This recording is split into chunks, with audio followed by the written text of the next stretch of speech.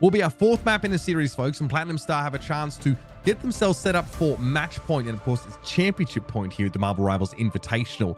A win here, of course, there's $100,000 of prize money in this 4-team invitational with 40K going to the winning team. Absolutely absurd stuff here. Of course, our Banner Protect's kicking off. And yeah, Platinum Star still want the Storm out of the picture. She's too annoying. She seems too versatile, too effective in the hands of Kanga. They don't want to bar of it. It's taking I was like, it's taking a little bit longer to lock in that Wolverine band, but it does come through there for Kanga. I think I agree with this approach. I think it's their best path to potential victory. What do they protect, though? Let's see. You could protect like Namor potentially, right? If you protect Namor, though, right, you open things up for like a Luna ban potentially on the opposite side. So they do protect the Luna. So they protect the Luna Snow. At worst, it gives them an awesome strategist in the backline. Okay, this Banner Protect phase has gone exactly as it did on Midtown, folks. It's identical. Winter Soldier protected here by Platinum Star. Likely a Namor banned here because there's the threat of the team up here with the Luna Snow picked up. Still a very powerful strategist. Still one that both teams are going to want to go for in their comps. Just, no extra freezing tentacles, on those Namor summons. And the Hela finally attracts a ban here. Eventually, Kanga realized we just can't really deal with this at length. So Revsy has to find something else to pilot. Yeah, potentially the Psylocke, right? Psylocke, a really good option. At the moment, you see on defense, right? We'll see what happens here for Kanga, but you're hovering over the kind of season 0, dominant setup, right? Whenever Banner makes it through Hulk, you see it always comboed with that Iron Man and Doctor Strange. Potentially a little bit of a throwback here on defense. Yeah, I just think it's extremely powerful, especially this first part of Yggdrasil Path map, because we do have this high ground. That's just where the defenders like to set up. If Hulk has pretty, unfettered access to that area, being able to transition sort of up and down, that could be a big difference maker. Yeah. And I'm seeing a couple picks that are pretty exciting. We actually have a very different look on this composition from Kanga, and they're playing into a team-up map that we haven't seen much of yet. Yeah, I 3 strategists, right, for them on defense as well. You also have the team-up with Adam Warlock and Mantis on the board, right? So a good combination of team-ups. On the attack, Lumi potentially could end up running this rocket for Hypnotic, so that would actually be huge, but it'll actually Lumi change at the final minute, so you'll have the double shield set up here for Platinum Star. We'll see just a Cloak and Dagger and a Luna Snow in terms of the strategies. There are also 2 heroes on Kanga's side that are benefiting from the the Gamma boost of Hulk, of course. We actually see a Iron Man here from Tyrax, showing that Unibeam that's definitely powered up by, of course, the Gamma boost. Texi also benefiting, as we know, from the Hulk here. So really Kanga leaning heavily into these team-ups, but they've lost Chronix here already. That's extremely early to be without your Adam Warlock now. And yeah, sure, he returns to the fight by this Cocoon Revival, but again, you've got to be so careful not to lose him. It's a really fast KO from Revsy off the start, and a decent amount of progress made towards the objective, and you see just the Tyrax going crazy here on the Iron Man up in the sky. So this also a lot like Storm, not really great effective range for the Winter Soldier to deal with, right? A little bit harder to engage with that Iron Man up in the sky. Yeah, absolutely. And again, in the same way as Storm does, obviously fully airborne sort of all the time, but you can use that little dash to sort of get away. And when you fight around the corner like this, it's really difficult to dig them out. Oh my goodness. They really want a Tyrax. The problem wasn't that Tyrax's soul was actually sitting over towards the roof, so it couldn't easily be picked off. Adam's found his way through. It's going to be a triple Agamotto connection. And Texi is so nasty with it, man. That is stunning stuff for the Maelstrom follow-up. Yeah, and that is an Iron Man ultimate use there, right? The invincible pulse cannon. But it is Adam using that Meteor M of Magneto, sending all that damage right on back. Okay, we are resetting yet again. This annoying triple strategist comp from Kanga is working out beautifully. And again, that team up means that, Inspo's returned to the fight. I do think that, the ultimates of 2 out of 3 of these strategists a little less impactful on the side of Kanga. I do think, though, that, Karmic Revival is massive if it's able to be used properly, and Soul Resurgence has its place. So they're all available right now. Platinum Star need to figure this out. a lot of survivability, right? With the 2 strategist ultimates plus Donald being able to go, into that Hulk mode, right? And just gain so much HP. That's going to be the use of the Kraken impact. Doesn't really get much of anything. No, not what they were looking for at all. Dance of the Butterfly didn't connect. Pyrax was healed too well. Inspo able to get that Soul Resurgence off at just the right time, and the Karmic Revival is still up here for Chronic. This Adam Warlock might actually be the difference maker. Okay, Pulse Cannon comes in though. Ace is instantly blown up now, and Platinum Star are floundering. We got 1 minute and 10 seconds left for them to figure this out, but so far, not enough of these ultimates have been drawn out of Kanga on defense. And because the Namor and the Hela are both gone, what do you do to really give trouble to this Iron Man up in the sky? Like, do you want to play like a Punisher? It feels quite poor to have to play the Punisher in this type of situation. Lumi actually ends up playing Star-Lord here, so they're gonna go with a triple duelist setup here. Adam, the solo Vanguard.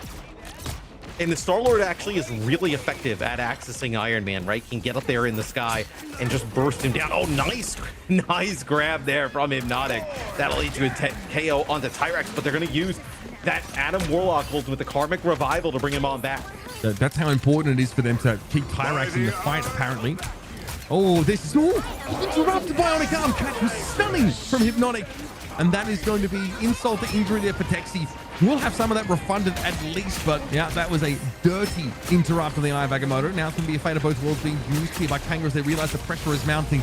They've got a Soul Resurgence to lean on as well, so a lot of healing available with all of these strategists, but they need to find some damage now. Platinum Star starting to get into this game, but it might be too late. We're in overtime, and that is a stunning Eye of Agamotto connection there. Texi, beautiful. It's chef's kiss stuff.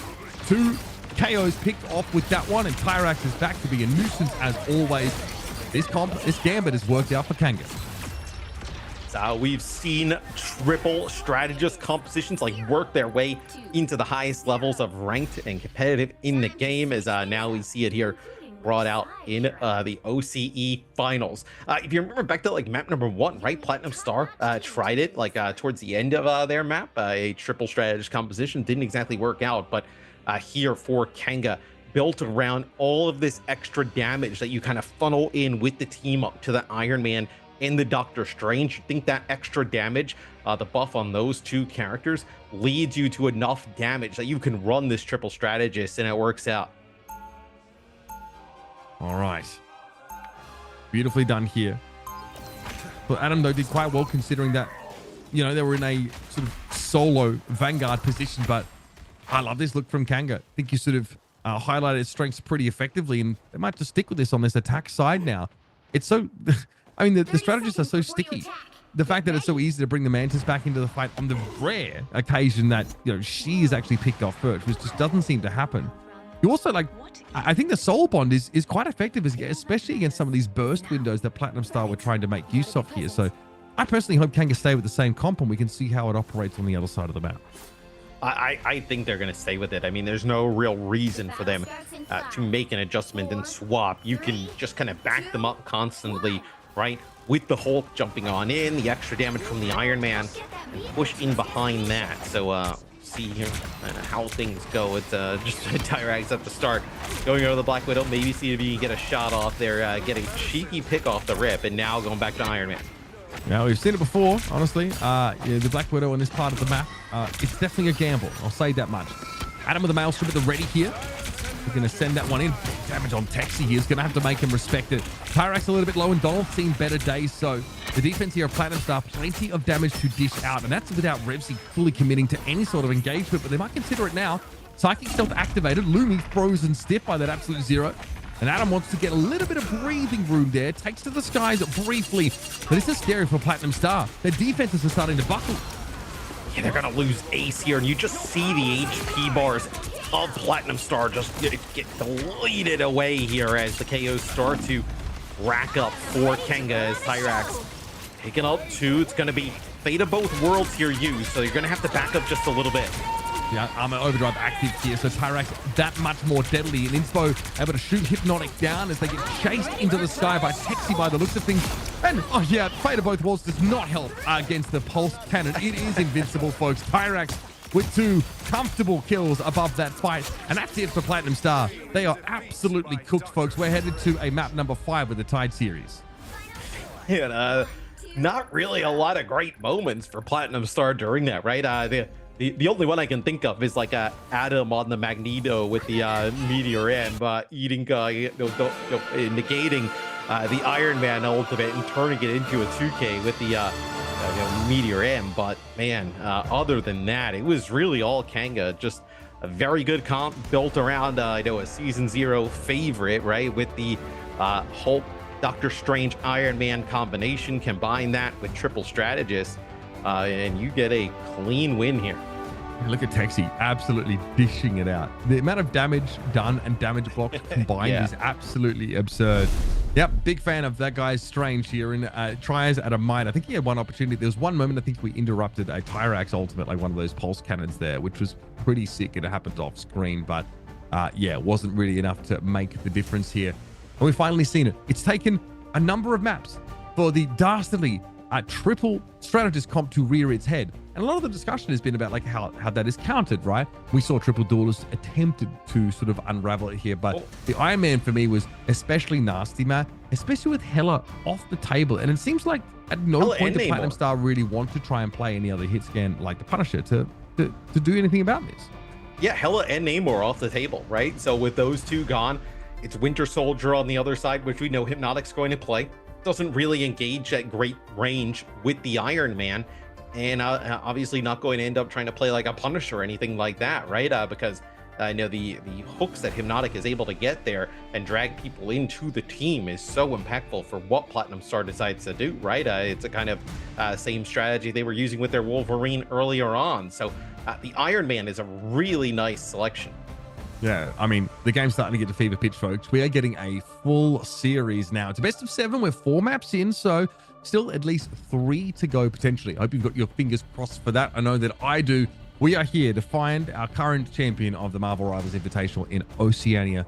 2 teams remain, Kangaroo Esports and Platinum Star, and there'll be more from this series after a short break.